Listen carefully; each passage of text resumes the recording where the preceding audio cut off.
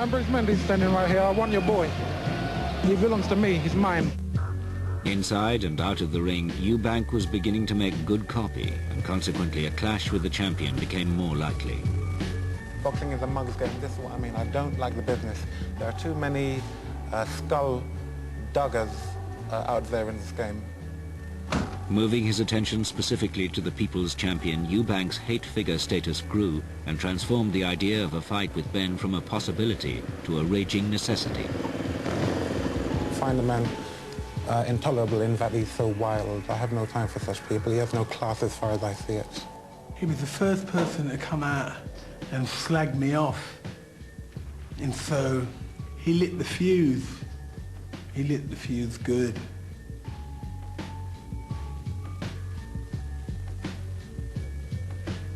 Christopher? I have to say there seems an element of genuine hate between these two, Ambrose. For sure. I don't hate the man. I just want his WBO title. I personally do hate him.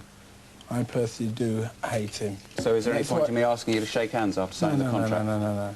One was trying to take away something that the other one wanted to keep. You couldn't expect them to be just friendly. Why won't you face him tonight? I'll face the man in the ring. I can face him. I'm speaking to you. You're asking me questions. Anytime.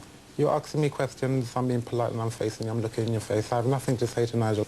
I come up the hard way. I didn't have Frank Warren. Myself, boy. You had your time. Let's have some parliamentary procedure here, all right? Oh God. I didn't come up the easy way. I came up hard. I didn't have Frank Warren. I didn't have Ambrose Mendy. I shall take you out on the night of the 18th of November. You are mine, you belong to me.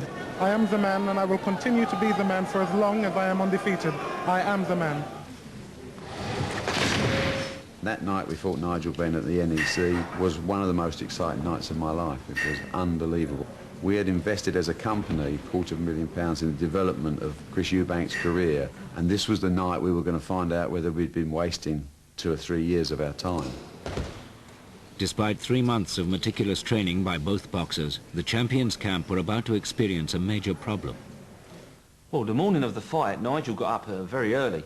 He got up at about 6:30, 7 o'clock, and he went down to check weigh, where the scales are at the thing. You're supposed to have a check weigh in an hour before the fight. And anyway, he got on the scales and he found that he was 6 3/4 pounds overweight.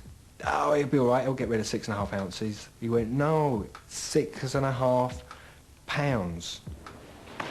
I wanted to cry. I thought to myself, well, I ain't been eating nothing. But because I was shut in the room so much, like eating fruit, I was eating really well.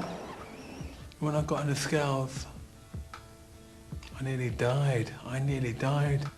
He had 3 hours and 15 minutes to lose 6.5 pounds. All of a sudden, everything Nigel had worked so hard to do the hard way was at risk. Nigel was running around an underground roundabout, just trying to work a sweat up. To which point Nigel ran 3 miles on a treadmill with all these clothes on. He lost 2 pounds doing that. He then shadow boxed, fully dressed, with 4 layers of clothing on, in a steam room for 45 minutes. He'd lost another 2 pounds. Time's getting on now. We've got to start making our way back for a 12 o'clock weigh-in. He looked like a zombie. 11 stone, 5 3/4 pounds. 5 3/4 pounds, ladies and gentlemen. After the weigh-in, he couldn't even eat. He ordered this, that and the other and on a trolley, and then all he ended up eating was half a sandwich. He couldn't even eat where he'd done so much work. He was absolutely fatigued. The whole situation gets turned on its head by the weight. So all of a sudden you're starting to think about, what can I do? We'll give our guy an artificial stimulant, then I'll take the urine test. Let's cut Chris's music off mid-entrance as an what's the most outrageous thing you can think of? And it was that. So Ambrose said, yeah, let's do it. I had the walkie-talkie with the DJ, and he was told, in no uncertain terms, that if he didn't obey instructions, he would not get paid. While Chris was making this big, strutting, affected walk with people booing and whistling, and he got into the middle of the NEC, I said to the walkie-talkie, now.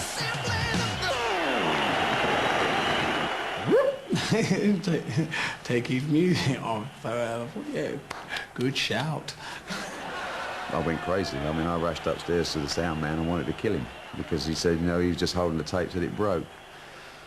I'm not usually have a short fuse, but there are certain occasions which demand some action. I said, Barry, don't worry about it.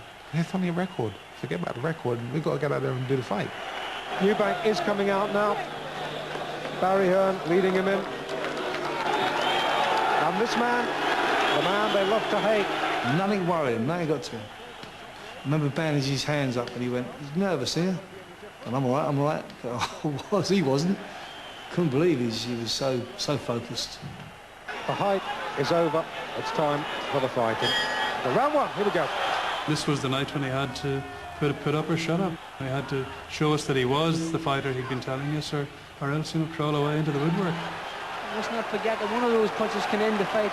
Just keep your eyes on this one. This is going to be a good one way or the other.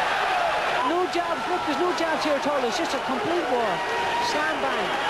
Oh, a right uppercut. Look, a good right hand from Eubank.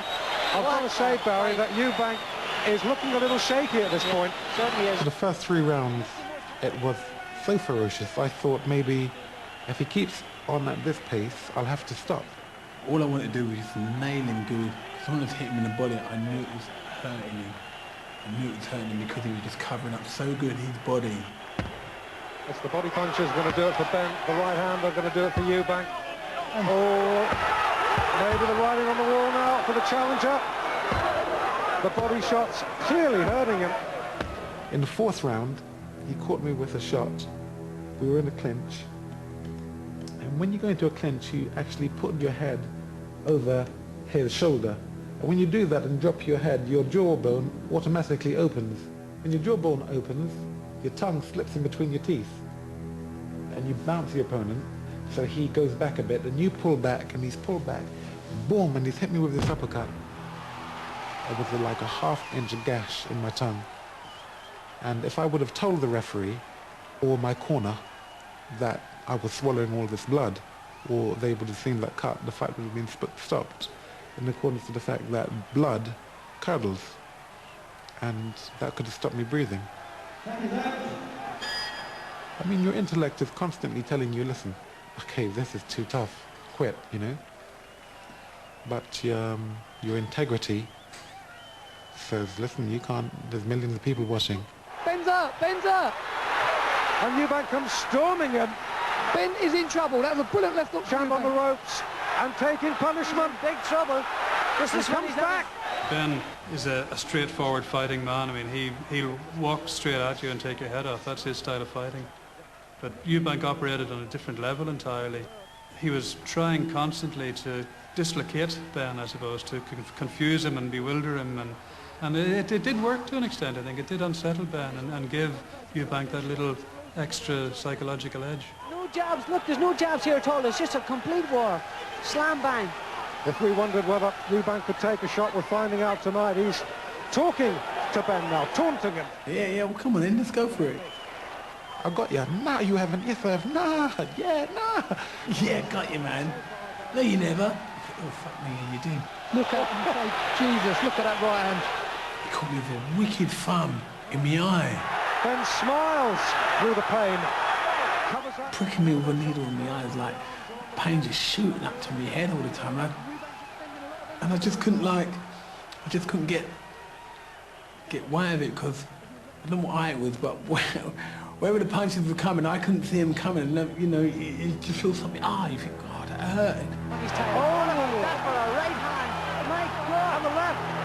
And Benn groggy, and the left eye completely closed now.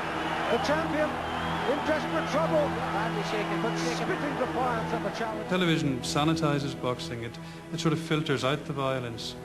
You can't see that little fleeting moment in a man's eyes, for example, you know, when you know that a fight has been won or lost in that split second. That indefinable moment when he accepts defeat. This is it. Gone. This is the end of it.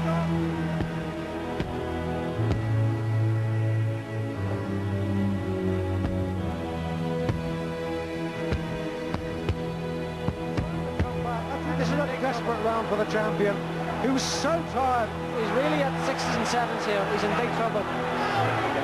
Eubank has got to take this opportunity. Here we go.